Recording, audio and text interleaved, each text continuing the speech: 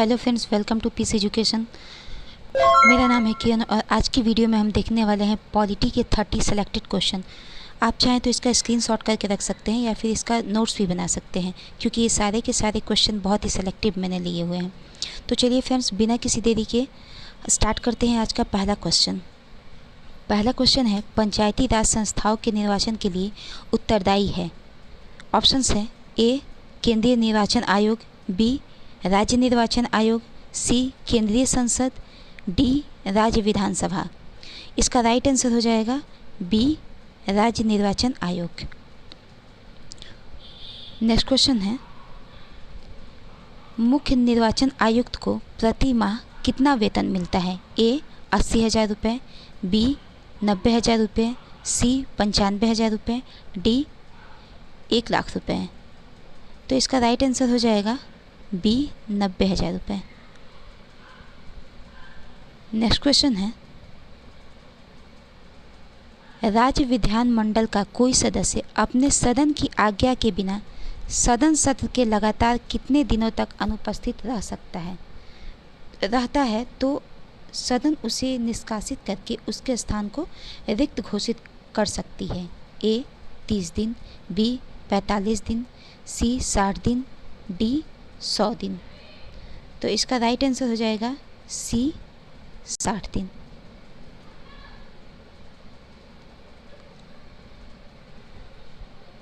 Next question है, सर्वोच्च न्यायालय के अन्य न्यायाधीशों की नियुक्ति कौन करता है?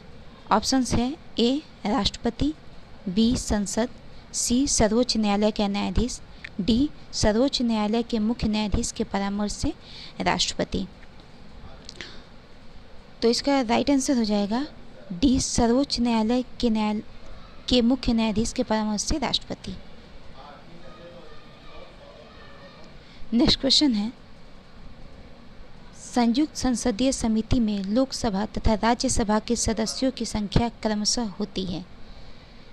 ऑप्शन है ए 30-15, बी 25-20, सी 35-10, डी 20-25।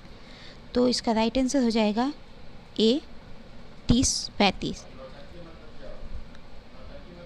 नेक्स्ट क्वेश्चन है,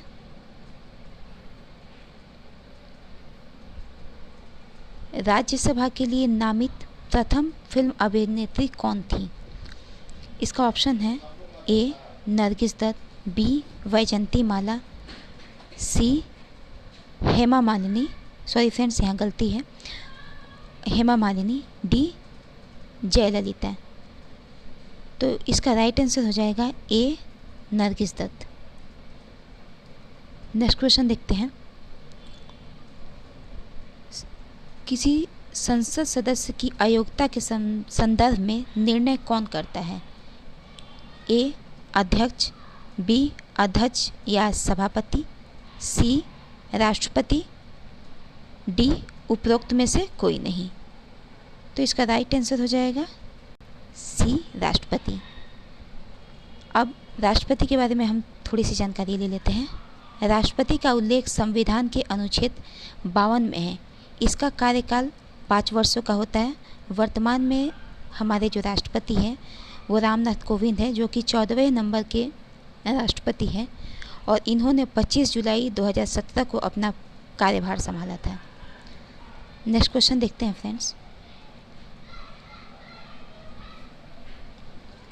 नेक्स्ट क्वेश्चन है, भारतीय संविधान के किस अनुच्छेद में विभिन्न राज्यों से संबंधित विशिष्ट प्रावधान का उल्लेख मिलता है? ए अनुच्छेद 369, बी अनुच्छेद 370, सी अनुच्छेद 371, डी अनुच्छेद 372। तो इसका राइट आंसर हो जाएगा सी अनुच्छेद 371। नेक्स्ट क्वेश्चन है, संसद के मौलिक अधिकारों में संशोधन करने का अधिकार संविधान के किस संशोधन द्वारा दिया गया है? ए 42वां, बी 24वां, सी 44वां, डी 45वां। तो इसका राइट आंसर हो जाएगा बी 42वां। नेक्स्ट क्वेश्चन देखते हैं। नेक्स्ट क्वेश्चन है, भारतीय संविधान के किस अनुच्छेद के अंतर्गत भारत सरकार का दायित्व है कि वह बाह्य आक्रमण तथा आंतरिक अशांति से राज्यों की रक्षा करें?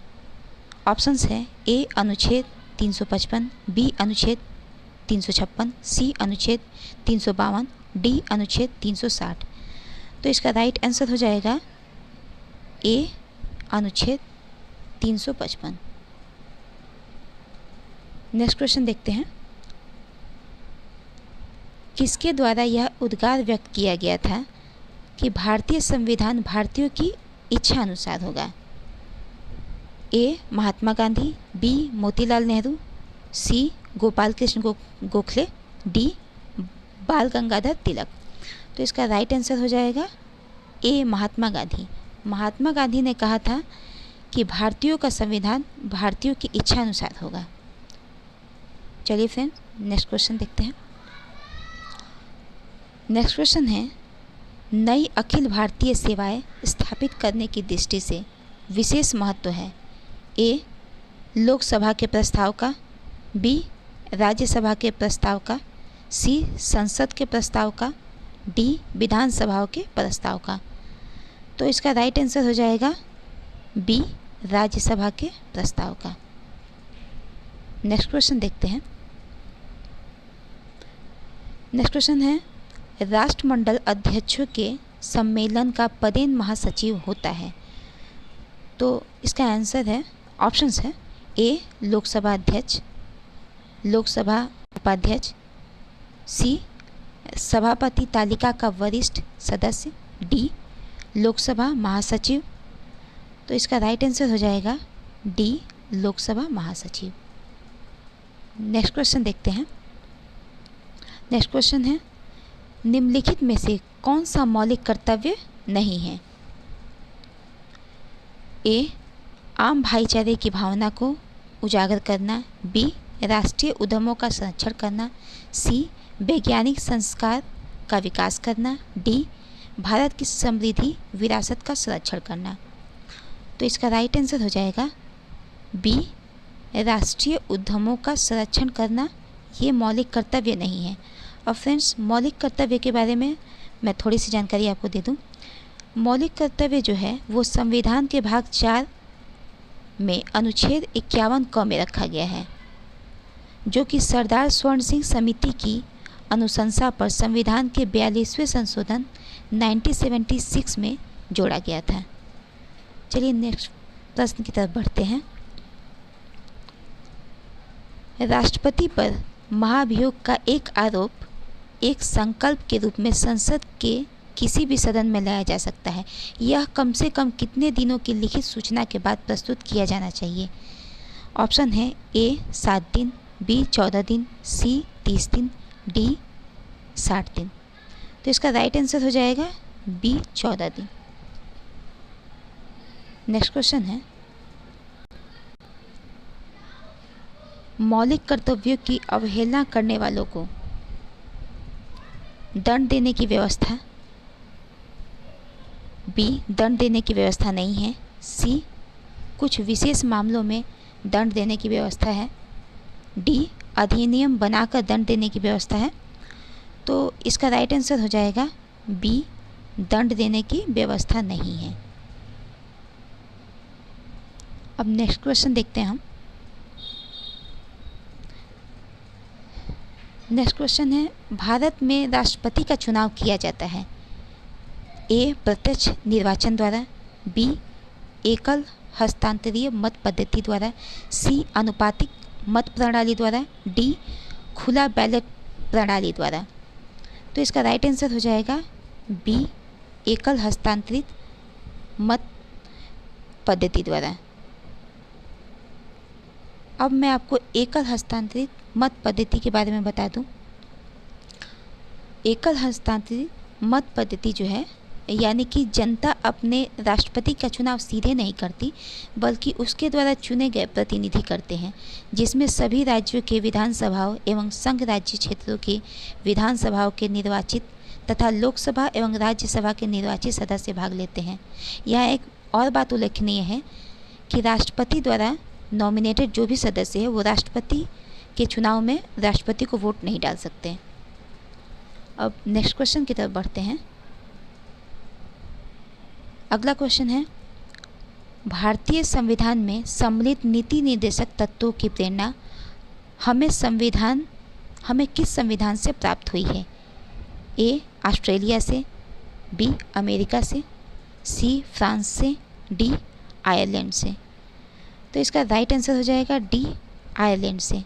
नीति निर्देशक संविधान के भाग 4 के अनुच्छेद 36 से लेकर 51 तक है। तो नीति निर्देशक तत्व की प्रेरणा हमें कहाँ से मिली है? तो ये आयरलैंड से मिली है। नेक्स्ट क्वेश्चन है, किस देश में दोहरी नागरिकता का सिद्धांत स्वीकार किया गया है?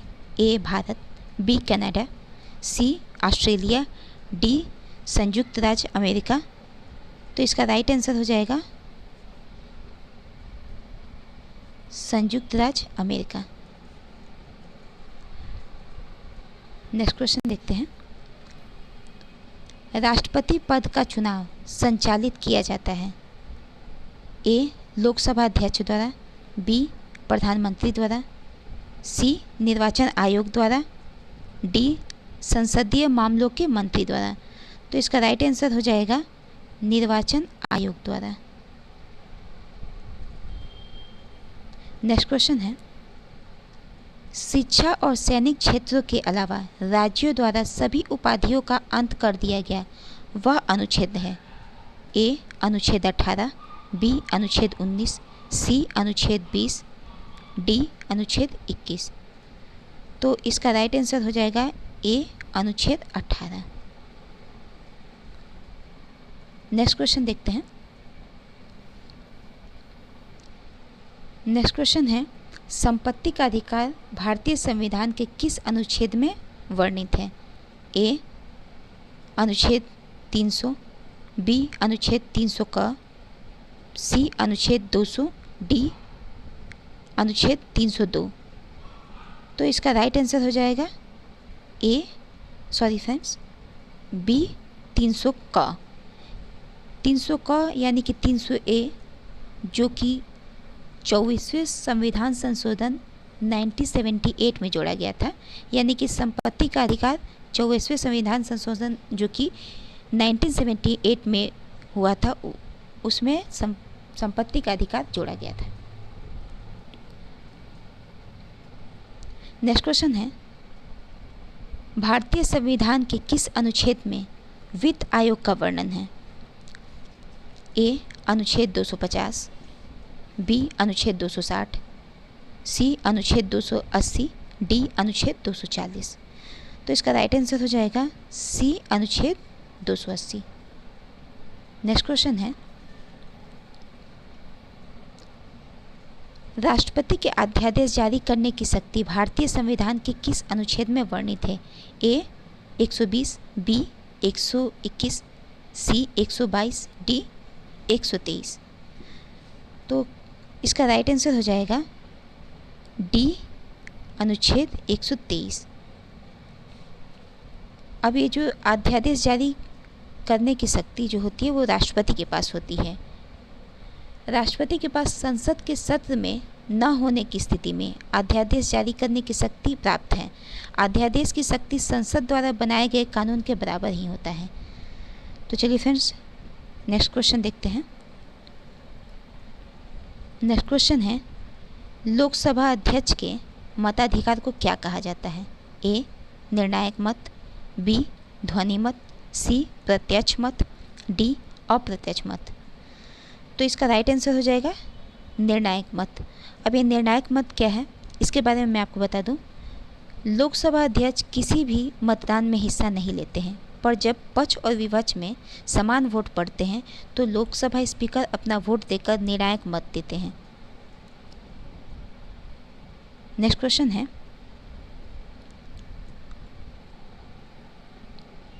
लोकसभा अध्यक्ष अपना त्यागपत्र किसे देता है? ए प्रधानमंत्री, बी राष्ट्रपति, सी मंत्रिपरिषद, डी लोकसभा उपाध्यक्ष। तो जो लोकसभा अध्यक्ष होता है वो अपना इस्तीफ़ा जो है यानी कि अपना त्यागपत्र वो लोकसभा उपाध्यक्ष को देता है। तो इसका राइट आंसर हो जाएगा लोकसभा उपाध्यक्ष। बिल्कुल एक दूसरे के अपोजिट है, क्योंकि लोकसभा अध्यक्ष अपना त्यागपत्र लोकसभा उपाध्यक्ष को देता है और लोकसभा उपाध्यक्ष अपना त्यागपत्र लोकसभा अध्यक्ष को देता है। चलिए फ्रेंड्स, नेक्स्ट क्वेश्चन की तरफ बढ़ते हैं। नेक्स्ट क्वेश्चन है, प्रधानमंत्री बनने की न्यूनतम आयु क्या होगी अगर व्यक्ति राज्यसभा का सदस्य है? ए 25 वर्ष, बी 30 वर्ष, सी 35 वर्ष, डी 20 वर्ष। तो इसका राइट आंसर हो जाएगा बी 30 वर्ष। प्रधानमंत्री जो होता है वो राज्यसभा या लोकसभा का सदस्य होता है, यानी कि प्रधानमंत्री बनने के लिए राज्यसभा या लोकसभा की सदस्यता जो होती है वो अनिवार्य होती है।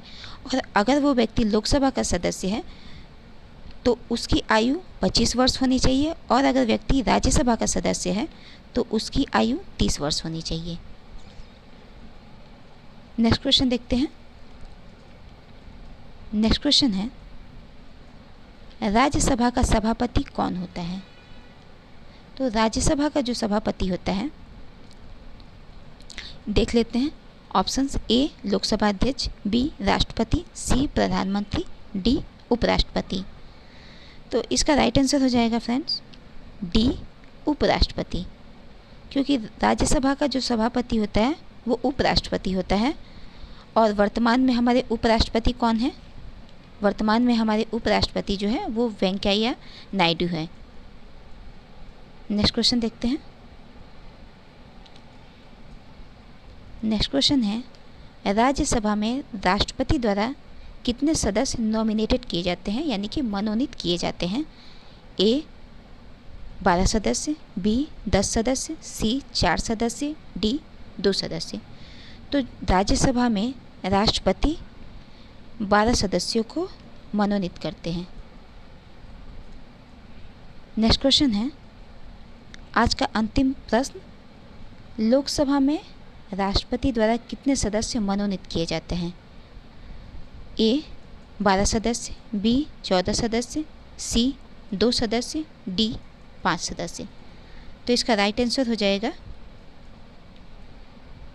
लोकसभा में राष्ट्रपति द्वारा 2 सदस्य मनोनीत किए जाते हैं, और लोकसभा और राज्यसभा में जो भी सदस्य नॉमिनेटेड किए जाते हैं राष्ट्रपति द्वारा वो साहित्य, कला और विज्ञान के क्षेत्र से ख्याति प्राप्त किए हुए सदस्य होते हैं। आज की वीडियो में बस इतना ही। अगर वीडियो पसंद आया हो तो लाइक और शेयर जरूर करें, और हाँ, चैनल को सब्सक्राइब कर बेल नोटिफिकेशन को ऑन कर दें ताकि इस चैनल पर अपलोड होने वाली सारी वीडियो की नोटिफिकेशन आप तक पहुंच सके। तब तक के लिए स्टे सेफ, स्टे हेल्दी।